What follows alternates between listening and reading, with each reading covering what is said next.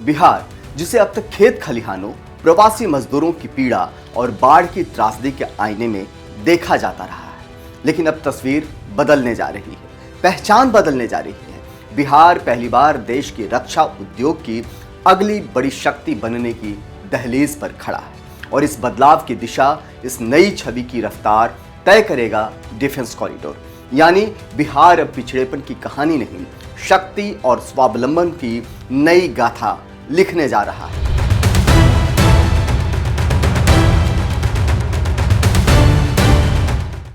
Defence corridor यानी वो special zone जहां हथियारों से लेकर गोला बारूद, ड्रोन, रडार और आधुनिक रक्षा तकनीक तक सब कुछ मेड इन बिहार होने वाला है।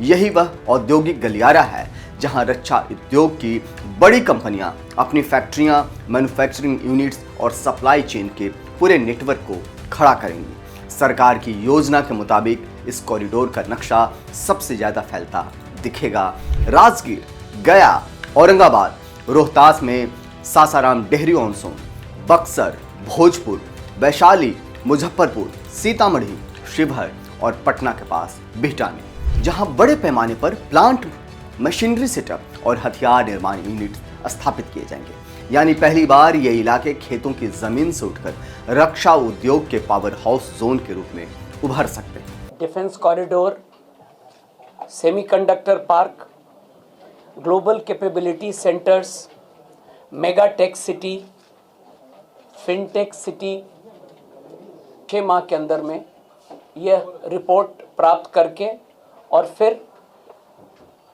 काम को प्रारंभ किया जाएगा। अंदाजा है कि इस डिफेंस कॉरिडोर से 5 से 7 लाख तक सीधी नौकरियां पैदा हो सकती हैं।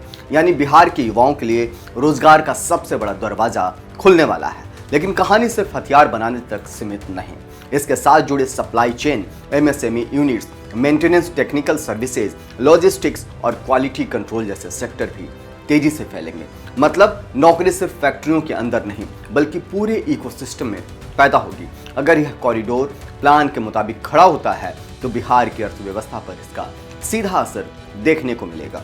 उद्योग धंधे तेज होंगे, व्यापार बढ़ेगा, महंगाई पर दबाव कम होगा और सबसे जरूरी, लाखों युवाओं की रोजगार खोज की नई दिशा मिलेगी। यानी असर सिर्फ उद्योगों तक नहीं बल्कि आम लोगों के रोजमर्रा की जिंदगी पर भी पड़ेगा। देश की सुरक्षा में आत्मनिर्भर भारत सिर्फ एक नारा नहीं बल्कि एक रणनीति की जरूरत है। और अगर भारत को सच में आत्मनिर्भर बनना है तो हथियारों, ड्रोन्स, मिसाइलों और बाकी के रक्षा उपकरणों का घरेलू उत्पादन बढ़ाना जरूरी है। बिहार में बन रहा यह डिफेंस कॉरिडोर उसी आत्मनिर्भरता की दिशा में उठाया गया एक निर्णायक और बड़ा फैसला हो सकता है, जहां देश अपनी रक्षा क्षमता को मेक इन इंडिया की ताकत से मजबूत करेगा। इस कॉरिडोर का प्रभाव सिर्फ रक्षा उद्योग तक सीमित नहीं रहेगा, यह बिहार के औद्योगिक आधार को भी मजबूत करेगा। एक ऐसे राज्य की छवि को बदलते हुए जिसे अक्सर मजदूरों की धरती कहा गया, अब वही बिहार उद्यम, तकनीक और मैन्युफैक्चरिंग की धरती के रूप में उभरने की तैयारी में है। यह योजना सिर्फ बड़े हथियारों तक सीमित नहीं बल्कि छोटे और मध्यम उद्योगों, MSME, supply chain network, maintenance hub और मैन पावर ट्रेनिंग इंस्टीट्यूट्स तक फैली होगी। यानी यह सिर्फ एक प्रोजेक्ट नहीं बल्कि एक ऐसा इकोसिस्टम है जो बिहार के दीर्घकालीन विकास, रोजगार, तकनीक और औद्योगिक आत्मनिर्भरता को नई ऊंचाई देगा। रक्षा उद्योग जितना बड़ा और संवेदनशील होता है उतनी ही जिम्मेदारी भी उसी के साथ चलती है।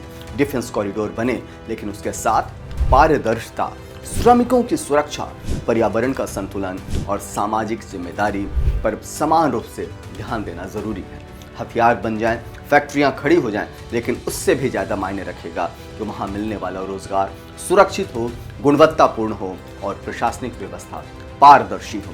क्योंकि योजना जितनी बड़ी होती है उतनी ही बड़ी उसकी चुनौतियां भी होती हैं। सवाल यही है, क्या यह कॉरिडोर सिर्फ कागजों पर विकास बनकर रह जाएगा या सच में बिहार के लोगों की जिंदगी में ठोस बदलाव लाएगा? यह तय करेगा आने वाला समय और व्यवस्था की ईमानदारियां। डिफेंस कॉरिडोर सिर्फ ईंट, पत्थर या फैक्ट्रियों का ढांचा नहीं, यह बिहार के उन लाखों युवाओं की उम्मीद का पिटारा बन सकता है जो आज भी नौकरी, मौके और दिशा की तलाश में भटकते हैं। यह उस बिहार का नया सपना भी है जो अब सिर्फ खेती सेतु नहीं बल्कि औद्योगिक सेतु और रक्षा सेतु से भी जुड़ने जा रहा है। लेकिन हर बड़े सपने की तरह यह सपना भी तभी पूरा होगा जब विकास के साथ जागरूकता, जिम्मेदारी और पारदर्शिता चले, क्योंकि बिना इन तीनों के कोई भी कॉरिडोर चाहे कितना ही बड़ा क्यों न हो, सिर्फ एक फाइल बनकर रह जाता है। जवाब समय देगा और व्यवस्था की नीयत बताएगी।